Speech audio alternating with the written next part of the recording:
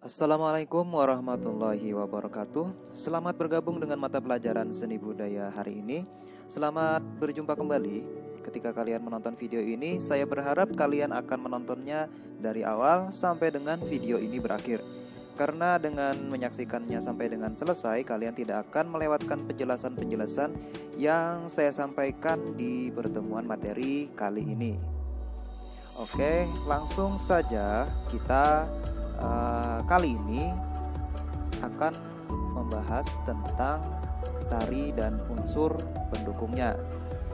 Nah, apa saja itu nanti? Kali ini kita akan membahas tentang unsur apa saja yang menjadi hal-hal yang mendukung terciptanya sebuah karya tari. Oke, langsung saja. Yang pertama yaitu adalah gerak. Nah, gerak sendiri itu nanti terbagi menjadi 3 macam. Yang pertama yaitu kepala dan wajah. Di bagian kepala dan wajah ini nanti akan terjadi gerakan-gerakan seperti mengangguk, menoleh, menggeleng, dan gerakan-gerakan leher lainnya. Kemudian dalam tari juga memerlukan pada bagian kepala ini nanti akan memerlukan latihan khusus. Beberapa daerah memiliki gerakan tari dengan gerakan kepala yang dominan. Nah, pada wajah itu nanti akan difungsikan untuk menggambarkan dan memperkuat ekspresi atau mimik wajah. Kemudian yang kedua adalah tangan. Pada gerak tradisi, gerak tangan sangat mendominasi dan variatif, seperti meliuk, kemudian putaran, rentangan, posisi jari, dan hubungan posisi tangan kanan dan tangan kiri. Tangan untuk memainkan properti juga digunakan, kemudian berpegangan, dan lain-lain. Kemudian yang ketiga yaitu kaki. Nah, pada gerak kaki, berbagai macam tari itu memiliki gerak-gerak kaki, yaitu dengan tujuan dan cara menggerakkan yang berbeda-beda. Entah itu nanti membentuk desain atau membunyikan properti, membuat ritme, dan lain-lain. Kemudian yang kedua yaitu desain gerak. Nah, dalam desain gerak ini ada istilah yang namanya gerak dan diam. Oke, kita lihat dulu contohnya seperti apa gerak dalam dan diam itu.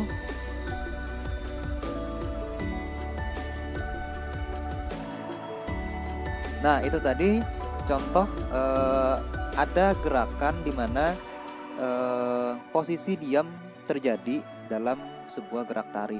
Sehingga penjelasannya seperti ini.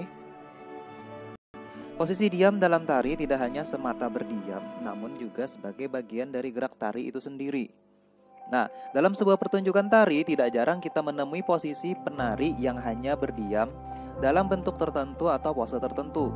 Posisi gerak diam yang ditemui di antara gerak-gerak tari biasanya berada di bagian entah itu di awal, di tengah maupun di akhir.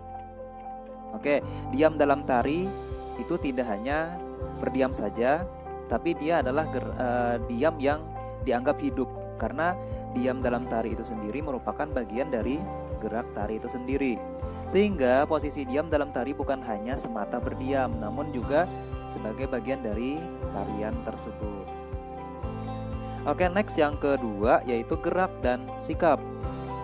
Nah, pergerakan anggota tubuh dalam kegiatan tari akan menghasilkan bentuk-bentuk tertentu, sehingga sikap dalam menari perlu diperhatikan dengan membakukannya, sehingga akan mudah dipahami dan dipelajari oleh orang lain.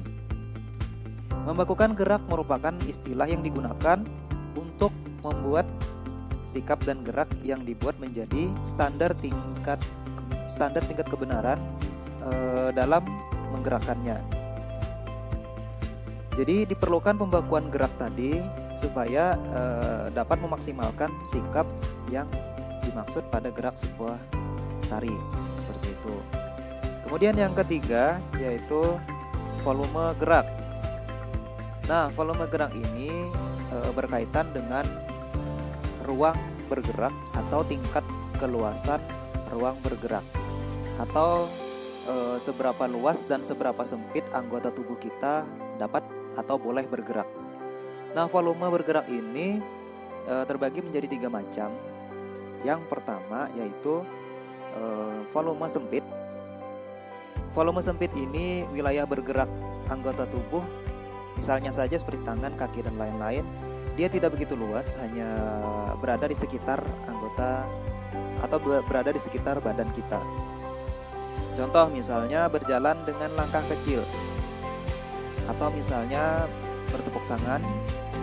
Bertepuk tangan seperti pada umumnya orang bertepuk tangan ya, tidak meluaskan tangannya. Kemudian berjalan jingkit dengan kaki menyilang. Jadi misalnya kalian memposisikan kaki jingkit, kemudian berjalan dengan kaki menyilang ke samping. Nah, itu salah satu contoh volume gerak yang cukup sempit. Karena dengan kaki menyilang kalian tidak akan tapi akan kesulitan melakukan langkah dengan cukup luas dengan kaki menyilang tadi. Kemudian yang kedua yaitu volume sedang. Nah, di sini anggota tubuh kita bergerak luasnya sama dengan pergerakan normal biasanya. Misalnya kita berjalan melangkah normal biasa, kemudian mengayunkan tangan saat berjalan, itu merupakan volume sedang. Kemudian yang ketiga yaitu volume luas. Wilayah bergerak anggota tubuh ini cukup luas. Jadi seberapa maksimal kita mampu menggerakkan anggota tubuh kita, seberapa luas tubuh kita dapat menjangkau, maka seluas itulah wilayah pergerakan yang dinamakan dengan volume luas. Contohnya seperti apa? Misalnya kita melompat. Seberapa tinggi kita mampu melompat, nah seluas itulah volume pergerakan kita. Kemudian merentangkan tangan. Misalnya seberapa luas tangan kita mampu merentang, maka seluas itulah ruang pergerakan kita. Seperti itu. Kemudian yang keempat yaitu makna dan ekspresi. Dalam sebuah penyajian tari tentunya akan memiliki makna pada bagian-bagian tertentu. Biasanya akan ada isi atau pesan yang akan disampaikan. Berkaitan dengan penyampaian isi dan pesan, maka sangat penting adanya ekspresi dalam sebuah tari. Bergerak saja tanpa diikuti ekspresi yang tepat tentu tidak akan menyampaikan pesan dengan baik. Nah, sehingga ekspresi dapat disampaikan melalui mimik wajah maupun bahasa tubuh, atau yang disebut juga dengan gestur. Ekspresi pada mimik wajah ini dapat dieksplorasi dengan mengkerutkan dahi, alis, bibir, pipi, melototkan mata, kemudian menganga, dan lain-lain.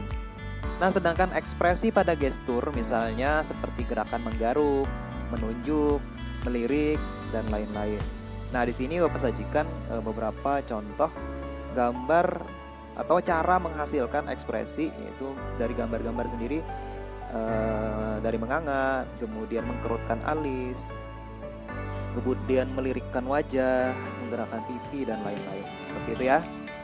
Nah, mungkin kalian bisa amati gambar ini sebagai contoh cara menghasilkan ekspresi melalui wajah. Kemudian yang ketiga yaitu struktur. Struktur sendiri ini nanti ada terbagi 3 tahapan. Yang pertama yaitu tahap awal. Nah, di sini nanti akan terjadi pengenalan. Entah itu pengenalan maksudnya seperti pembuka sebuah tari.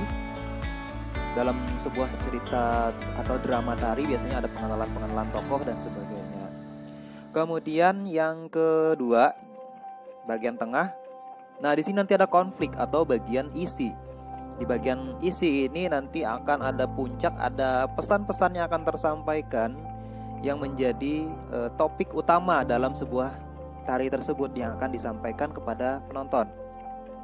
Kemudian yang ketiga yaitu tahap akhir, yaitu disebut dengan tahap penyelesaian.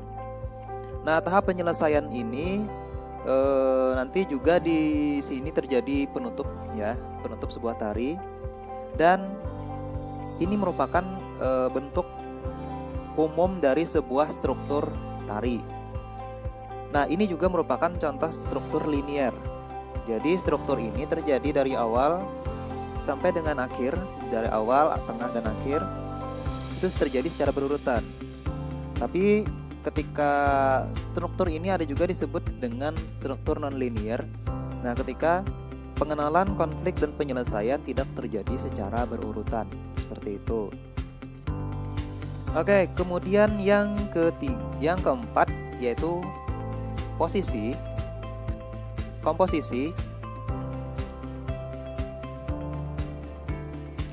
Yang pertama,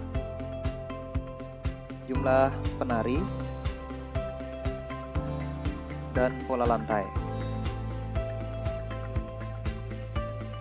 Penyusunan komposisi pada sebuah tari itu berkaitan erat dengan pola lantai. Namun sebelum pola lantai dibuat, itu kita perlu memperhatikan jumlah penari, seberapa banyak penari yang akan kita hadirkan dalam sebuah tarian tersebut, seperti itu. Apa saja yang perlu kita perhatikan dalam sebuah penataan tari, kemudian menentukan pola lantai. Nah, fungsi pola lantai sendiri antara lain sebagai berikut. Yang pertama, supaya penari dapat bergerak. Bergerak dalam artian tidak terlalu sempit dan tidak terlalu luas dalam wilayah pergerakan, sehingga penggunaan panggung itu cukup maksimal, seperti itu. Apalagi bila menghadirkan penari dengan jumlah yang cukup banyak. Kemudian yang kedua yaitu agar semua penari dapat terlihat oleh penonton. Nah, nanti pola lantai sendiri itu berfungsi sebagai penentu supaya penari tidak semuanya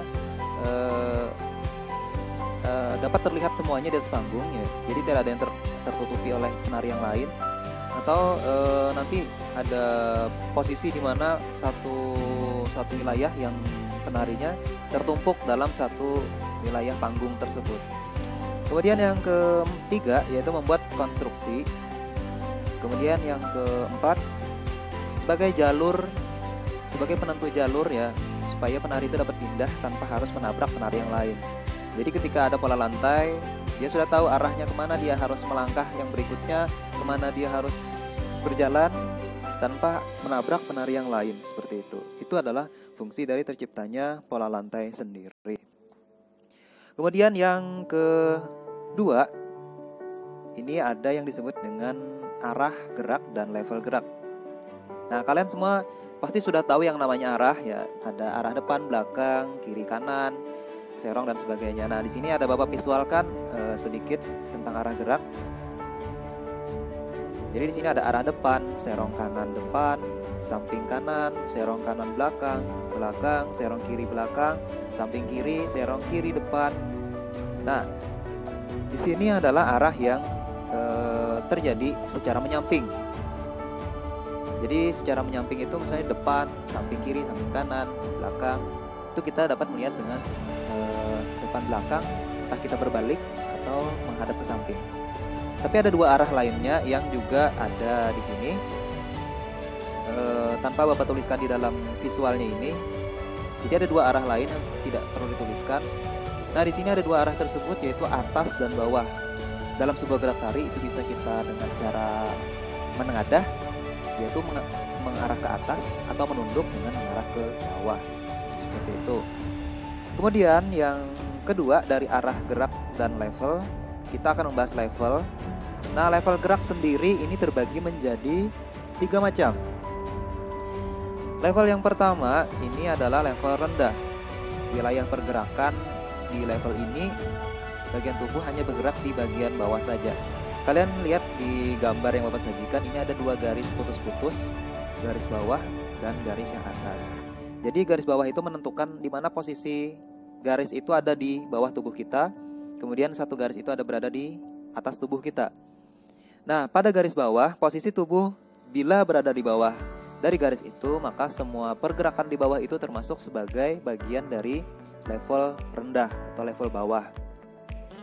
Sedangkan pergerakan di level sedang, wilayah bergerak pada level ini hanya bergerak di bagian sedang atau bagian normal. Nah, gerakan normal ini seperti gerakan ketika kita berjalan biasa. Jadi misalnya seperti kita berdiri, berjalan, berlari, berputar, berdiri, atau menunduk dalam keadaan berdiri. Nah, itu termasuk dengan kategori sedang. Jadi tubuh kita posisinya berada di tinggi normal saat kita berdiri, seperti itu. Kemudian penggunaan level tinggi. Level tinggi itu ada berada tubuh kita berada di garis kedua yang di atas. Tubuh kita berada di atas garis, sehingga di level ini wilayah tubuh bergeraknya ada di atas daripada tubuh normal kita. Hasil contohnya misalnya seperti kita melompat atau kita berjingkit, jadi menaikkan sedikit anggota tubuh kita ke atas juga sudah termasuk sebagai level tinggi.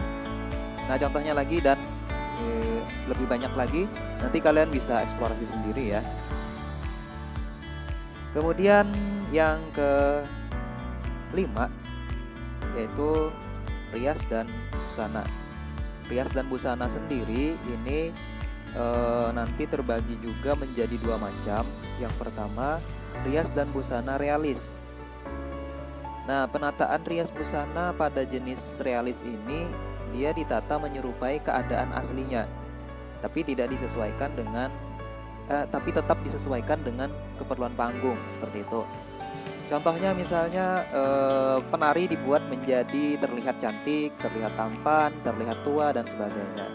Busana juga menyesuaikan. Jadi busana yang digunakan menyesuaikan. Misalnya saja kalau di gambar yang Bapak sajikan ini ada penari yang menceritakan tentang penari yang memetik teh. Jadi dia menggunakan busana yang digunakan orang-orang ketika pergi memetik teh. Kemudian properti yang digunakan juga seperti topinya, kemudian wadah untuk memasukkan atau menyimpan pucuk teh tadi dan sebagainya. Kemudian di bawahnya ada contoh dari segi tokoh pewayangan. Situ ada tokoh pewayangan. Di sini dia terlihat kalau yang perempuan dia terlihat tampak cantik, kemudian yang laki-laki kategori tata riasnya terlihat tampak tampan, seperti itu. Kemudian tata rias dan busana yang kedua ini yaitu rias busana dan simbolis, yaitu ketika make up dihadirkan dalam sebuah tari. Rias simbolis ini bertujuan menguatkan karakter sebagai penunjang gerak secara simbolis, seperti itu. Tarian dengan pada penggunaan ini misalnya saja tema fauna, tata rias wajahnya misalnya seperti di sini ada burung hantu ya, ada zebra, kemudian ada harimau dan sebagainya di sini.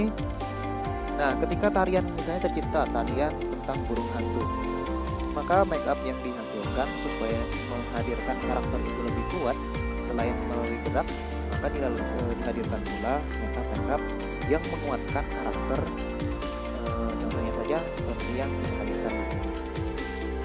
Begitu pula dengan penggunaan busananya, tentu dia harus menyesuaikan. Tidak perlu bentuknya seperti misalnya seperti burung hantu sesungguhnya, tapi dengan aksen-aksen yang menunjang tentu akan membuat karakter yang dihadirkan akan nampak lebih nyata, seperti itu. Oke, yang berikutnya yaitu properti. Nah, properti sendiri nanti terbagi menjadi 3 macam. Yang pertama yaitu properti sebagai bagian daripada busana. Nah, di sini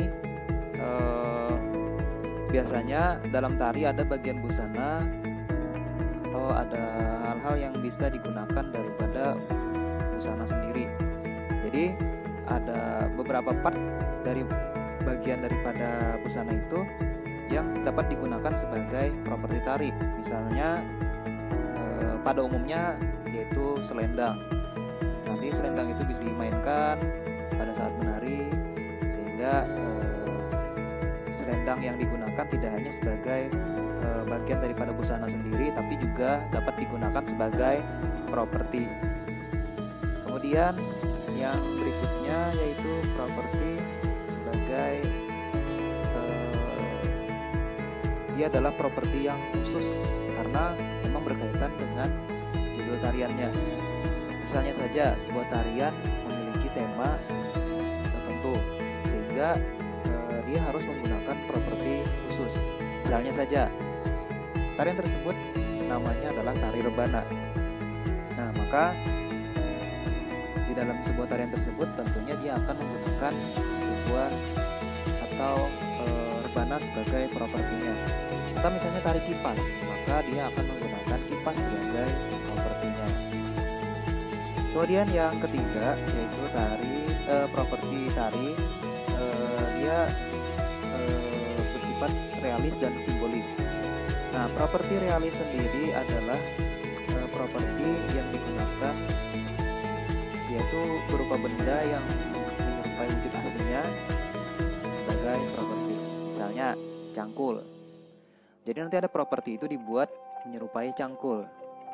Atau misalnya kipas atau penggunaan rebana dan lain-lain.